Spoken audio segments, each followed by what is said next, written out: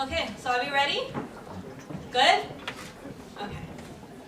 Some house cleaning stuff before I start. So every month, we put on events. It's usually co-hosted by Bay Street Startup, NAP, exactly with Impact and UTCSSA. So I just want to thank you everybody for, volunteering your resources and putting this together, making it happen. Okay, and thanks for everybody for, coming up, sharing great stories. We got two speakers here today, Matt and Kevin. So I don't know if you all read the event description. Actually, why don't we start by introducing Matt and Kevin by yourself? You want me to introduce myself? Yeah, why don't you do that? I know you talk. So. I wrote it all down. All right, hi there. Thanks for coming out. This is great. If you can't hear me in the back, just I'll try to speak as loud as possible. I'm used to actually speaking without a mic, but here we go. My name is Matt Himel. I went to the University of Western Ontario. I did a joint degree in law and Ivy. I was a lawyer at a New York firm and then in Toronto for 4 years called Davie Phillips and Limework. I don't know if anyone's familiar with the law scene in Toronto. I quit cold turkey middle of last year, did some interviewing, and landed at a spot called tilt.com. We also have an app. I'm gonna hold you there. Has anybody actually researched what Tilt is before coming to the event? Can you tell us what it does? That would be great, yeah. It's like some starting very help people to raise money. So crowdfunding. It's a good start. It's a good start. Yeah, do you want me to go into it? Tilt.com or Tilt the app is the easiest way to collect money from a group of people, or more likely your group of people. We are a crowdsourcing or crowdfunding. We call ourselves a micro crowdfunding application. So we think that the majority of you aren't actually going to raise $75,000 or $1 million to make a watch or to write a book or film a crazy documentary about saving dolphins in the Indian Ocean. But we do think that many of you, and most likely all of you, are going to need to collect money from a group of people at some point in the next week, month, year, and that looks like buying a gift for a friend and sharing the resources, so everyone contributes $5 and someone goes in and buys a gift for your friend, or a bachelorette party, or a cottage weekend with your friends. And we have lots of use cases. We have friends who are in university together and share rent. They share their Rogers bill, so one person's responsible for paying their Rogers bill, and their deadbeat roommates never pay them, so they start a Tilt campaign and everyone just contributes either by credit card or debit card, and it's totally free, and the money goes straight into the person's bank account. So we could have actually, and I was yelling at Cindy earlier, collected the money for tickets for this event. Everyone, instead of paying Eventbrite a 12% fee or whatever they take, can just contribute on Tilt, and the money would go straight into Executives with Impact's bank account, and would have been much more social and friendly and cost a lot less. So lots of use cases. I'll let you guys ask me lots of questions. So basically, no revenue from your ticket collection, right? We're going to talk about your revenue model in a bit, so just keep that in mind. Cool. Hi everyone, my name is Kevin Klages. I'm the co-founder of Planetar. I'm not a lawyer. I went to school to be a school teacher, and because this is a startup event, I could say I pivoted and wound up in the design and construction of global sporting events for 9 years. From there, I moved into quantity surveying, which is associated with cost management, cost finance of capital projects. It was while I was working with a quantity surveyor that I got involved with my co-founder Alex in a software system that documents interior spaces.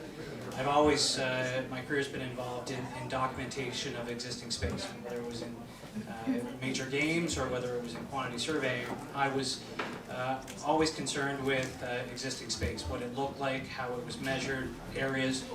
So my co-founder and I created Planetar. He had been working on a camera system. He is literally a Russian physicist, and designed a camera that will allow us to map interior space. So we can go into a property and completely document it with 360-degree views. We can create floor areas, we can create measurements.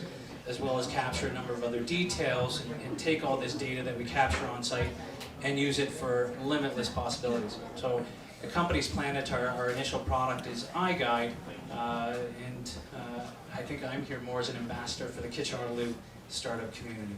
Which is commute tech, right? Communitech is really the big heavyweight in the startup ecosystem in Kitcharaloo. Anybody heard of commute tech? Great. Great incubator out of Waterloo. We got Mars and we got other incubators in the Toronto area, right? So that's Just came back from the kitchen today because I talked to the other people from China to talk about some role.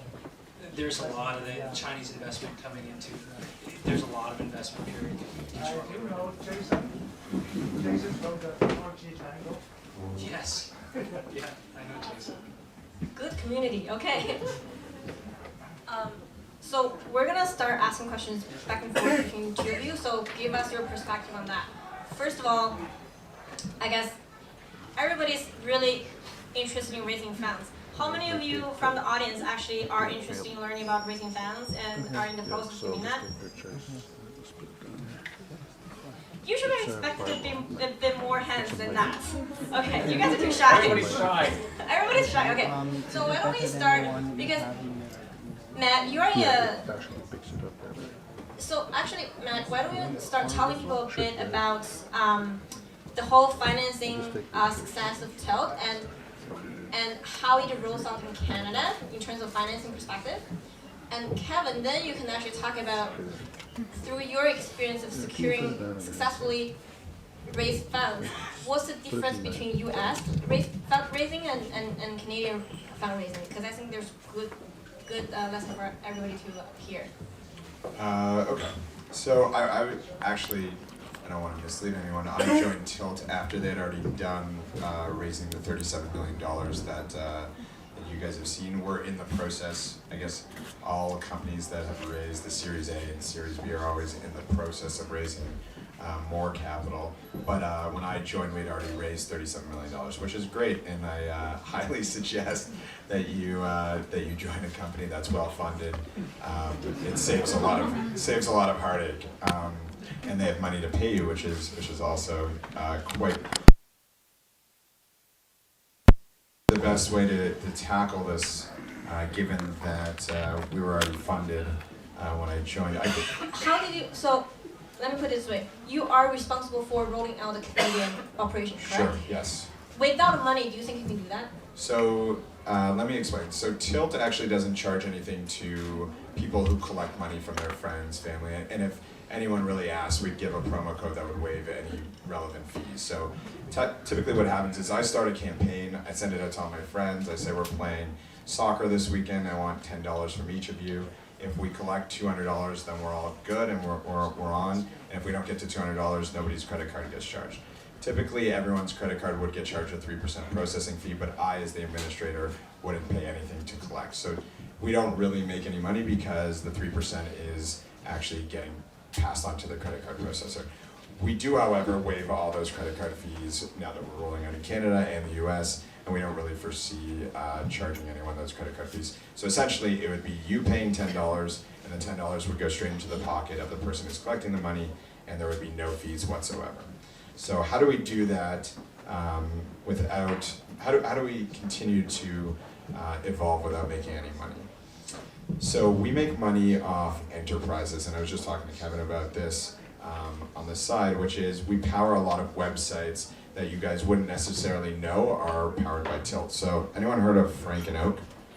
Anyone heard of the Montreal design house Frank and Oak? Very popular online platform. So we just launched a deal with them, I think at the end of last week, and people are buying gift cards to spend on Frank and Oak online, and the city that crowdfunds the most gift cards will then get a pop-up shop in that city. So they're doing it across 15 different cities in the US, and the top 6 cities that crowdfund the most money through gift cards will get a pop-up shop, and Tilt is powering all the individual cities. So that's one way where we would make money. So we're making money on one side, we're eating money to acquire users on the other side, and there's at least a balance so that we're not, hey, we've raised $37 million and now we're spending $50 a head trying to acquire users until we get down to having no money left, and then we're like, okay, do we need to get sponsored websites? Do we need to start charging people a lot of money to collect from their friends? What do we do? So at least we're making money on one side, we're eating money on the other, and hopefully we'll just continue to build a large user base. So you don't actually worry about fundraising? I don't worry about fundraising on a day-to-day basis. The way the Canadian office got, my partner in the Canadian office actually went to fund his ski trip in Canada and searched online. And this is an interesting lesson. We don't do much SEO or SEM because it's actually quite a difficult thing to search for on Google. So you're planning a ski trip and you know it's a pain to collect money from your friends, but you don't know that there's a solution. So you're rarely going to run to Google and be like, is there something that saves me money collecting money from my friends? I hate collecting money from my friends. Anyway, you can never SEO or SEM for something like that. And so it's very difficult for us to generate those kinds of queries. So actually my business, the guy who runs our international now, emailed the founder of Tilt in San Fran and said, and this is probably a good lesson for you, if you come across a startup in the US that you find extremely interesting, never hesitate to reach out to someone and see if they have plans on launching in Canada. So he reached out to him and said, hey, I'm trying to crowdfund my ski trip this weekend. Why aren't you operating in Canada? And he responded, why don't you tell me why I should be operating in Canada? And he said, okay, what do you want? He said, I want a 30, 60, 90-day plan and a budget in 2 weeks. And thus launched the Canadian operation of Tilt about a month later. And we've been responsible for about 30% of our growth ever since then. So you can imagine we're about 10% of the population, but responsible for 30% of Tilt's growth since that time. So pretty exciting times in Canada, but also a cool lesson. He legitimately didn't have, so our founder in San Fran is James Bishara is his name, and my international lead didn't know what his email address was. It wasn't on LinkedIn, it wasn't online, so he just emailed james@tilt.com, jimmyb@tilt.com, jim@tilt.com until he got it. And it's an interesting lesson. It's something that I learned when I quit my law firm, and I'm getting away from the topic a little bit, but when I quit my law firm, never hesitate to reach out to someone that you think might want to be hearing from you. So I'll pass it on. Our path was slightly different. So when Alex and I started developing our technology and working on it, we spent about 18 months developing it before we even went to market. And our thoughts were within our space and within the interior mapping space, there's a lot of interest. So you've got the likes of Google and Apple, as well as a number of others, moving into what they call the interior space race. So Google, for the most part, has been blocked at people's front doors. They haven't been able to get inside.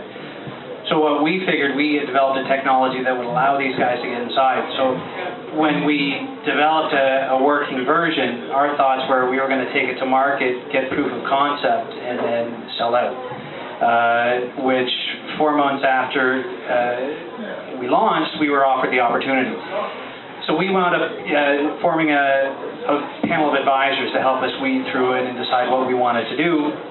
And they said, it's really early after 4 months. Great, let's keep it going. So we went another 4 months, and we had another offer. So at that point, we decided that maybe this is a business we want to work on ourselves. So we decided, well, let's go out and raise some money and let's create a company. And that's what we did. And neither of us are seasoned tech guys, so or seasoned startup guys, I should say. And the whole notion of raising money, it isn't a fun process. It really isn't. Even when people want to throw it at you, it's still not fun because it takes a lot of your time. And you will hear that fundraising for a CEO, it really is a full-time job, and that is no lie. Even I was talking with another startup today who was asking me about how we got funded. And we were offered our money, so we didn't actually have to go out. And I had heard repeatedly that when you're out pitching for funds, you might do it 70, 90 times. It's much like being an actor, get used to rejection. We didn't even have to have that problem yet. It was a full-time job, working with lawyers, working with accountants, and I love what you guys do, but your documents are so boring. Lawyers in the house? Yeah. No? Okay. Oh, Yeah, like, go on. Two. Okay. You don't have Be to careful. volunteer anymore. Yeah, reading through a 15-page term sheet repeatedly and having to watch for the slightest corrections, and when the investors and your lawyers and their lawyers and your lawyers, that ping pong match of going back and forth, it's an interesting process.